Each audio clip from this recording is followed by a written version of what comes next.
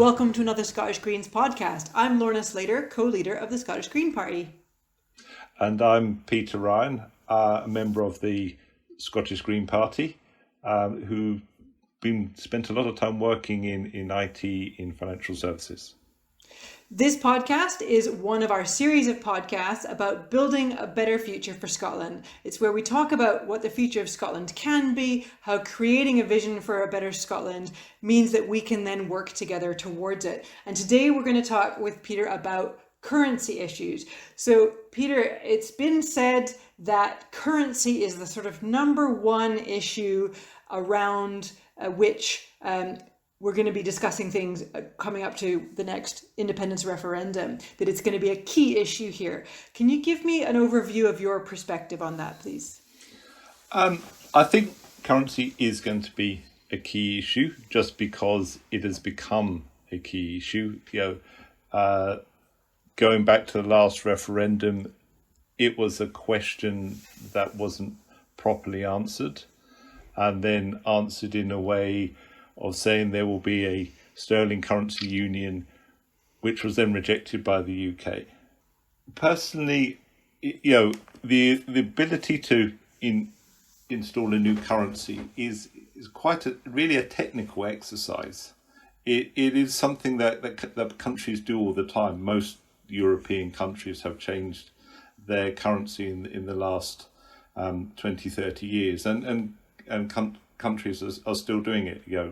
Croatia and Bulgaria are adopting the euro. So I think we should really look at it in terms of what country we want to have, and we need to have the currency that supports that. So, for example, if we want a country with a universal basic income, as I do, we need to have a currency that allows us to support that. If we want to have a country that protects its population from economic shocks, from the banks or from any other economic impact, then we need to have a currency that gives us that resilience. And at the moment, there is a proposal from the Growth Commission to retain sterling for an extended period. However, coronavirus has really made that idea out of date, in that it's clear that if Scotland had been independent and was using sterling, it would not have the monetary levers to allow itself to protect its population during the coronavirus pandemic. I mean, for example, the Growth Commission says it would not be able to do quantitative easing, so would not be able to create the money to support staff being furloughed. So based on what's in the Growth Commission, adopting sterling after independence would not give us the resilient economy we need to allow Scotland to thrive. So would it be correct for me to then summarise that you feel that Scotland needs its own central bank so that it can have full control of all the economic levers in order to avoid a sort of an imposed austerity because of the currency choice? Well, on all the different proposals going, Scotland would have its own central bank. So the Growth Commission does lay out having a central bank within it. In addition, even countries that in the Eurozone, countries like Ireland, Germany and so on, have their own central banks. So Scotland would always have a central bank, because running a currency isn't the only thing a central bank does. But what we need to do is to have the ability to generate currency when we need it, and to use a currency that works for us. Now, it can be, there are effectively two ways of doing this. One is to be part of a currency union like the US dollar or the euro, or the other one is to have your own national currency, and so you can look after your own economy. and you can amend interest rates. You can create money if you need to. You can adjust. The exchange rate would then adjust to be something that suits the economic well-being of your country, and so that's why I believe, and it's Scottish Greens policy to have an independent Scottish currency after independence. And you were talking earlier, you touched on that you feel that much of the approach to the discussion on currency has been from the wrong direction. It's been sort of from the technical side rather than from the sort of what do we need money for, the human side. Can you talk to me a bit more about that? Yeah, and because you have conversations about, Scotland wouldn't have have sufficient foreign currency reserves. And and people will say this is a reason you can't have Scotland can't have its own currency. How many people know what the UK's foreign currency reserves are? How many people know how they were built up? One of the things to take into account is that the UK has been paying £6 billion a year to build up its foreign currency reserves over the last decade. £60 billion. How many hospitals could that build? How many schools could that build? This, it's a technical debate that people don't think about, but suddenly people apply it to the Scottish currency to say we can't have independence because we couldn't have sufficient foreign currency reserves. And that's not true. There are ways of getting the foreign currency reserves, particularly when setting up your banking system. But we shouldn't be having a debate at that end. It should be, how do people use currency on a day-to-day basis? How do they go to shops? How do we pay our benefits out to people? For older people, how do we support them in a world of technical change? And so it's making currency should be about financial inclusion. It shouldn't be about a series of sort of middle-aged white men sitting in an office somewhere making coming up with big economic theories and saying this is what we need to do because that way I retain my nice house in the Edinburgh New Town. It should be about how do we ensure that everyone has the same chances in life. So you mentioned the Growth Commission, and I think it's your opinion that the Growth Commission has got a few things wrong and doesn't really understand the financial sector and banking. Well, what my view on the Growth Commission is that the Growth Commission report is about 350 pages long. It's very repetitive. If anyone wants to read it, you find yourself thinking, I've read this before 20 pages ago and things. Now, the actual bit that everyone talks about, the currency bit, is a very small section, section C, right at the end. And it's almost like an afterthought. And the basis is on there is that that the sterling should continue to be used for a number of reasons. Things like that the ability to borrow would be the same in Scotland as the UK. The same interest rates would stay because they're using the same currency. This isn't true. That's not how banks price loans. Banks price loans based on risk. And if you're in two different countries, the regulations will be different. The markets will be different. And therefore, it will not be the same. It may be better or it may be worse, but it will not be the same. They say things like, you won't need to change your bank account.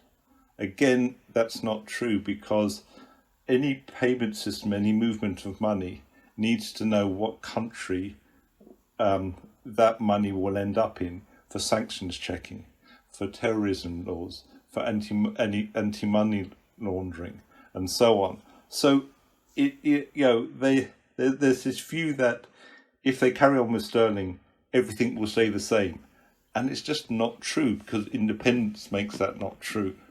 So if we then need to change something, how do we change things to make things better for people, rather than just carry on the same? The point of independence is to make people's lives better. It's not. It shouldn't be about what's best for the banking industry. It's what's best for the mother with 2 children, getting the school uniform, getting them fed, and so on. That's where our focus should be, not on things like foreign currency reserves. And what does a currency look like? So what does a currency that prioritizes ordinary everyday transaction look like? How is it different from keeping the sterling? Well, what I would do is to say, okay, what we need to do is, I believe we should have a universal basic income. Now, so to have that, we need to be able to get money to everyone who qualifies for the universal basic income. At the moment, with universal credit, everyone is forced to have a bank account. You're forced to have a bank account. You're forced to be part of the banking sector. Banks can then monetize your account to earn money from you. And the idea of banks is that they will try and get you in debt, get you overdrawn, get you to take out loans, and so on. And because that's how they make their money. They are profit. They are for profit, and that's how they make your money, by trying to get you into debt.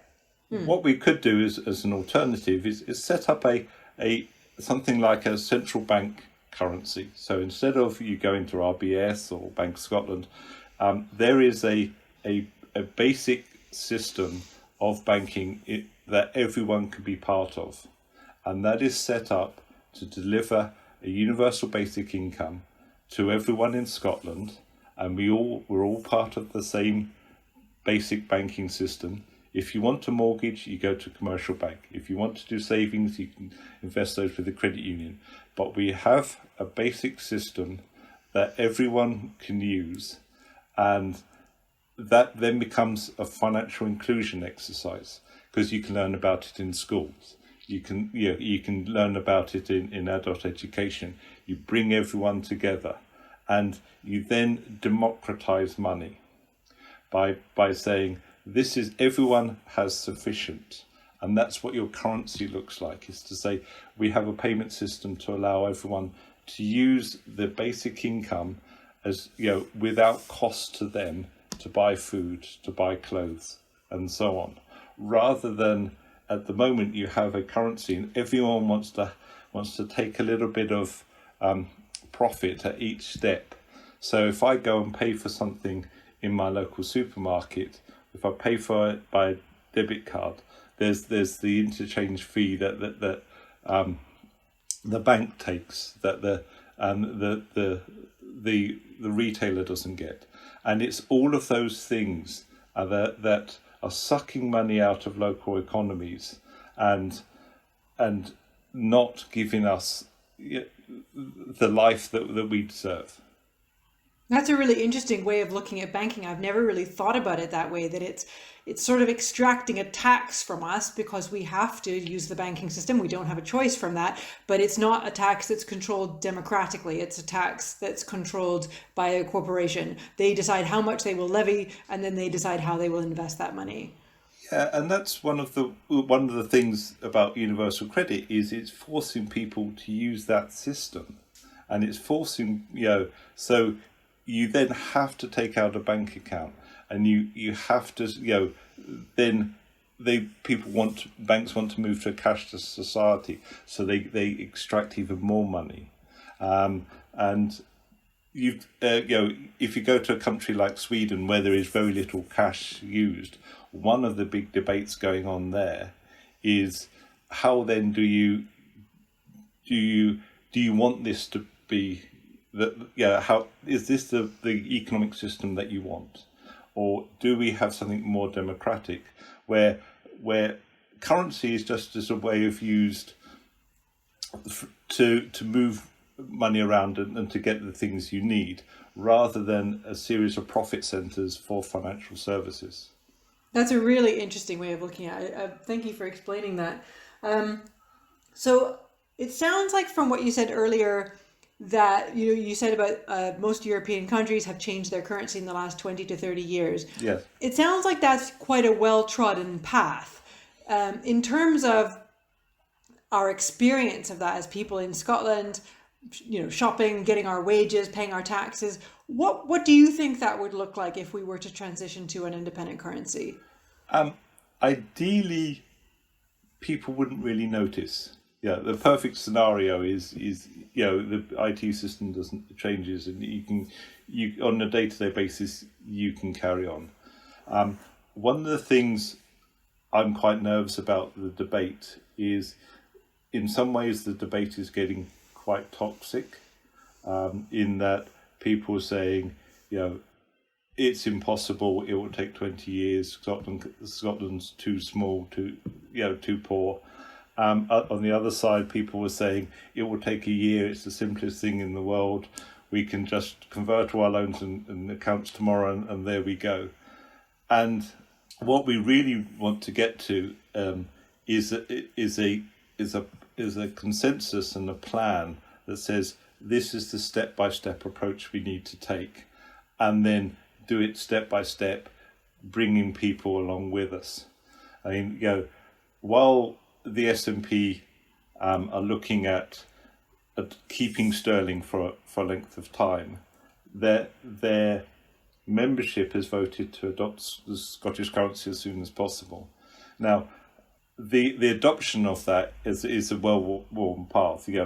You change computer systems. Most computer systems now are, bank computer systems are multi-currency systems, so switching from one currency to another, or you can have multi-currency accounts. So that part isn't that difficult. It's just a step-by-step part. Things like changing cash. What I would like to do is again, it goes back to democratizing money, is that let's have a competition open to everyone in Scotland to say what's the new cash going to look like. What does Scotland mean to me? And you can have it so that some of the smaller denomination coins is a children's competition. You can open it up to charities and things like that, to do art therapy classes. And there is so much we could be doing, rather than leaving it just to banks and saying, well, it's too complex, how can we get involved? Now, as you mentioned, many countries have gone down this path. We know it takes about 2.5 to 3 years to adopt new physical currency, notes and coins and so on. That happens all the time. So we've got a timeline there. We know that we would have a 1-for-1 between the pound sterling and the new Scottish currency during a transition period. That is fairly standard. That's how a country would adopt the euro, and but it's a 2-year period for them. I've always suggested a 3-year period because there's some new complexities. There are some things around setting up a new payment system. However, the UK is currently changing its payment system, so banks are already upgrading their IT system for that. So it is a path that's well known. There are things that we need to be careful about. Every loan is a legal agreement. So, and it's a legal agreement in a currency. So we can't just change the currency. There needs to be an agreement between the two sides to say the loan is now going to be in the new currency, or kept in the old one, whichever is agreed. Or kept in the old one, But then you'd be paying a fee every time to change your money. Then you get a foreign exchange fee. But if it was a business loan and the business was operating across border, they may well have a sterling account and a Scottish currency account. As happens in Northern Ireland, lots of businesses there have a sterling account and a euro account. But that must be true in the UK. My business has both sterling and euros because we get money from the European Commission Yeah. through the Horizon 2020. Yeah. So I think it's normal for companies to have different accounts in different currencies. Yes, I mean, yeah, and there's actually, banks now offer multi-currency accounts. So you have one account, so you're only paying fees on one account, but you have multi-currency payments beneath it, and you're not paying the fees on those because it effectively has sub accounts, and so all of that is there. It's understood. In the Nordics at the moment, they're introducing a new payment system, which is a cross-currency instant payment system. You pay for something in Denmark from your Swedish account, and the Swedish krona, Danish krona thing is just worked out. So we don't need to make it more complex than it is. But listening to the two sides, I do worry that we have the unionists are saying it's impossible, the nationalists saying it's easy, it's just going to be a year, and in the middle there'll be people like me running an IT project, which there will be so much pressure on the individuals in that project, and we need to again think about people and think about the people involved. So what could we be doing now before an independence referendum? What should we be doing now to prepare for this? Well, I looked at the programme for government came out this week, and I would really like to see a Scottish payment system starting now. Now, legally we can do it, and what that payment system would be is, say, like an app on the phone that allows you to connect to your bank account and initiate payments. And if you had a Scottish payment app, you could issue QR codes, as is done in China and many other countries, where you just scan the QR code at the shop and it initiates a payment. That payment is received by the bank account of the shopkeeper, and that triggers on their phone, the payment is made. You can do this in the market. You don't need the big infrastructure of a point of sale machine, the card reader. What that would do is that would allow us to start moving money. And it would give us so much economic data, so we could say where people are spending money, how much they're spending money, what's the change in that. And the Scottish government, if they introduced it, they could, any taxes they receive, they could do it by, instead of doing it through a card payment where the card provider, Visa, MasterCard, whoever, takes their own cut and takes money from it,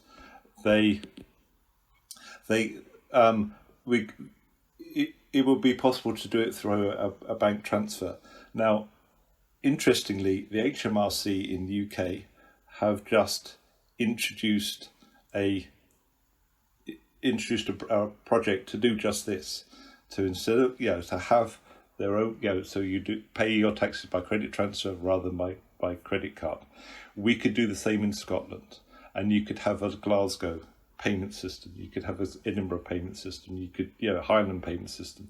You could get the data to see how the economy was being impacted at any time. So suddenly you could then move forward with real Scottish economic data, rather than what JERS does, which says, well, we reckon Scotland's bit is this, and we'll come up with some figure which may sort of be accurate.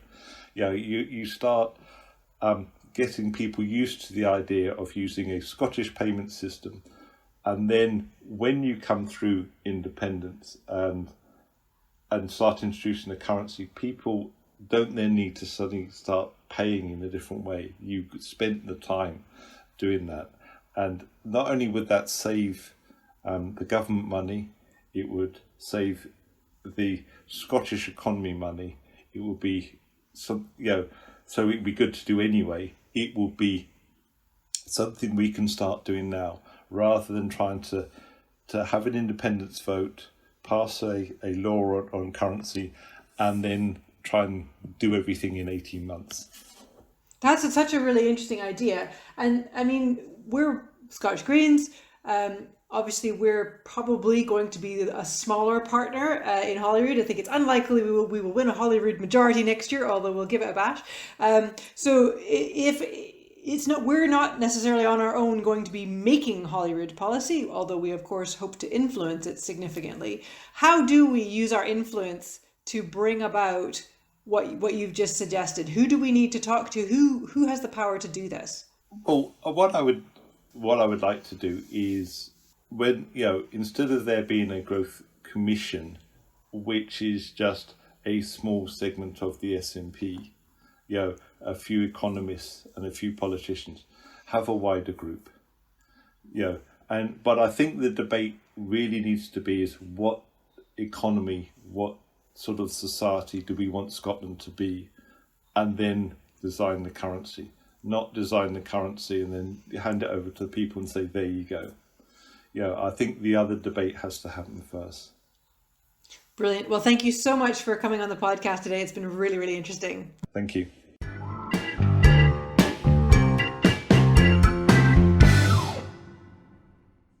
In life,